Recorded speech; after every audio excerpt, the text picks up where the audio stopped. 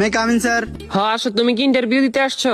জি জি, আমি ইন্টারভিউ দিতে আসছি। তোমার ফার্স্ট কোশ্চেন, বলো তো এশিয়ার মধ্যে শ্রেষ্ঠ কবি কে? রবীন্দ্রনাথ ঠাকুর। তোমার সেকেন্ড কোশ্চেন, বাংলাদেশে একজন দেশপ্রেমিকের নাম বলো। এই যেমন শেখ মুজিবুর রহমান। তোমার থার্ড নাম্বার কোশ্চেন, বলো তো বাংলাদেশ কবে স্বাধীন হয়েছে? হওয়ার কথা তো ছিল 1948 সালে, কিন্তু 1971 সালে 16 ডিসেম্বরে স্বাধীন হয়েছে। তোমার লাস্ট কোশ্চেন, বলো তো আকাশে কয়টি তারা আছে?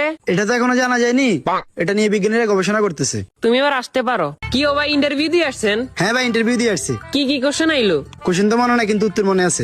আচ্ছা উত্তরই কোন? রবীন্দ্রনাথ ঠাকুর, শেখ মুজিবুর রহমান। 1948 সালে হওয়ার কথা ছিল, কিন্তু 1971 সালে 16 ডিসেম্বর হয়েছে। এখনো জানা যায়নি, এটা নিয়ে বিজ্ঞানীরা গবেষণা করতেছে। থ্যাংক ইউ ভাই, thank you. May I coming sir? আসো। তোমার নাম কি? রবীন্দ্রনাথ ঠাকুর। তো তোমার বাপের নাম কি? শেখ মুজিবুর রহমান। তোমার জন্ম কবে হয়েছে? হওয়ার কথা তো ছিল 1948 সালে, কিন্তু 1971 সালে 16 ডিসেম্বর হয়েছে।